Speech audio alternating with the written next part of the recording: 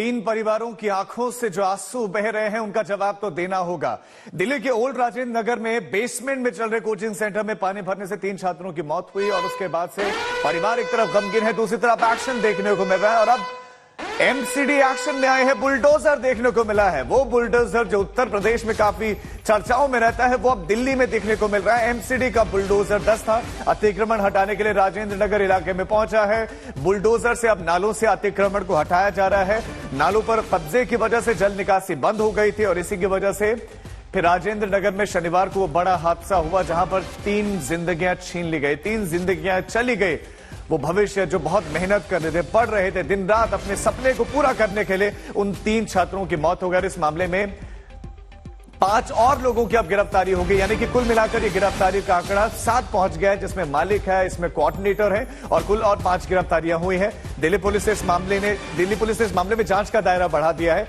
Delhi police ने MCD के उन अधिकारियों से भी पूछताछ करने का फैसला लिया है जिन पर नालों की सफाई का जिम्मा है। तो दिल्ली बेसमेंट हादसे में पहला बड़ा एक्शन हो गया है। बड़ी खबर आपको देते हैं, बड़ा हादसा, जूनियर इंजीनियर को हटाया गया है। इस मामले में बड़ा एक्शन देखने को मिला है। ये जूनियर इंजीनियर को हटाया गया है, कार्रवाई हुई है, असिस्टेंट इंजीनियर सस्पेंड कर दिया गया। यह बड़ा एक्शन देखने को मिला है, पहला बड़ा एक्शन हुआ है। 3 लोगों की जिंदगी जाती है। कुछ दिन पहले वहां पर आपको बता दें कि करंट लगने से भी छात्र की मौत हुई थी और अब 3 लोगों की जिंदगी। अरविंद ओझा हमारे संवाददाता इस समय राजेंद्र नगर में मौजूद है, इस वक्त हमारे साथ जुड़ गए। अरविंद, जो अभी कार्रवाई हुई है, जो ताजा एक्शन हुआ है, उस बारे में बताएं और साथ ही साथ बुलडोजर एक्शन कहां तक पहुंचा। हम सीधे आपको तस्वीर ही दिखा देते हैं राजू। ये देखिए, जो एमसीडी का बुलडोजर है, देर से नींद टूटी है बुलडोजर की भी और एमसीडी के अधिकारियों की भी। उसके बाद राव आईएएस कोचिंग सेंटर के ठीक सामने ये जो अवैध कब्जा था, जिसकी वजह से जो ड्रेनेज सिस्टम है वो काफी खराब हो गया था और इसी ड्रेनेज सिस्टम के खराब होने की वजह से जब भी बारिश होती थी यहाँ पर बाढ़ जैसी स्थिति आती थी और उसी बारिश का पानी कोचिंग सेंटर के अंदर चला गया था, जिसमें 3 छात्रों की मौत हो गई थी। उसके बाद एमसीडी का ये बुलडोजर, अगर आप यहाँ पर देखें तो एक नहीं बल्कि 2 बुलडोजर यहाँ पर, मनीष झा आपको दिखाएंगे, यहाँ पर एक नहीं बल्कि 2 बुलडोजर यहाँ पर पहुंचे हुए हैं और यहाँ पर फिलहाल ये देखिए एक्शन आपको साफ दिखाई दे रहा होगा। जो बुलडोजर है वो अवैध कब्जा, अभी फिलहाल जो शुरुआत हुई है वो जो फुटपाथ है उस पर जो अवैध कब्जा है, जरा ये देख लीजिए आप।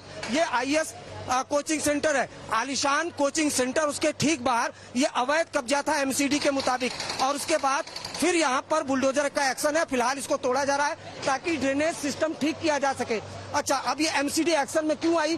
क्योंकि एफआईआर में इनडायरेक्टली वे में एमसीडी के जो ऑफिसर हैं वो भी आरोपी हैं, क्योंकि साफ साफ लिखा गया है कि जो बिल्डिंग का मालिक है उसके अलावा जो ड्रेनेज सिस्टम की जिनको जिम्मेदारी होती है वो भी इस मामले में आरोपी है। उसके बाद फिर यहाँ पर अगर देखिए तो एक के बाद एक 2 बुलडोजर, जरा हम आपको तस्वीरें दिखा रहे हैं। लगातार यहाँ पर जो एमसीडी का बुलडोजर है वो गरज रहा है और एक्शन हो रहा है। यहाँ पर जो तमाम यहाँ रसूखदार लोग थे जो कट मनी देकर अवैध कब्जा कर लेते थे, उन अवैध कब्जों पर अब एमसीडी का एक्शन यहाँ पर शुरू हो चुका है और लगातार यहाँ पर तकरीबन 5 सुबह से ही बुलडोजर आए हुए हैं और उसके बाद वो अपने एक्शन मोड में आ चुके हैं। राजू, जरा अरविंद तस्वीरें भी दिखाएं, ये बताएं कि वहां पर नालियां थी वो कितनी चौड़ी होनी चाहिए थी, क्या उन नालियों को पूरा भर दिया गया? यानी कि इस पूरी गली में लगभग कोचिंग सेंटर्स ही हैं, उन सब ने मनमानी करते हुए पूरी नाली को भर दिया, तो पानी निकासी होनी कहां से थी? तो सड़क से फिर गुजरना था पानी को। वो तस्वीरें भी दिखाएं कि क्या होना चाहिए था और लेकिन सूरत कैसे इन कोचिंग संचालकों ने बिगाड़ दी वहां पर। नहीं, मनमानी ऐसे थोड़ी नहीं हो पाती है। जरा दिखाइएगा फुटपाथ, मनमानी तो ले दे के होती है। अगर कोई भी मनमानी करनी होती है ले दे के होती है और ये पूरी दिल्ली को इस बारे में जानकारी है। ये कोई बहुत सीक्रेट चीज नहीं है। और उसी के बाद ये देखिए, ये जो पूरा चौड़ा फुटपाथ है ये खुद बनाया गया है। ये आप देखिए, ये कोचिंग सेंटर है, कोचिंग सेंटर के ठीक बगल में ये बड़ा फुटपाथ है। अब एमसीडी का दावा है कि ये अवैध कब्जा है, इस वजह से इसको तोड़ा जा रहा है, नंबर 1। नंबर 2, ड्रेनेज सिस्टम जो पानी निकासी की व्यवस्था है उसको भी दुरुस्त करने की यहाँ पर कोशिश की जा रही है। इस वजह से भी इसको विजुअल आप दिखाइएगा जरा सा, उसको तोड़ने की यहाँ पर जोड़ने की कोशिश की जा रही है। क्योंकि जो यहाँ पर हादसा हुआ राजीव, हमने वो तस्वीरें भी दर्शकों को दिखाई है।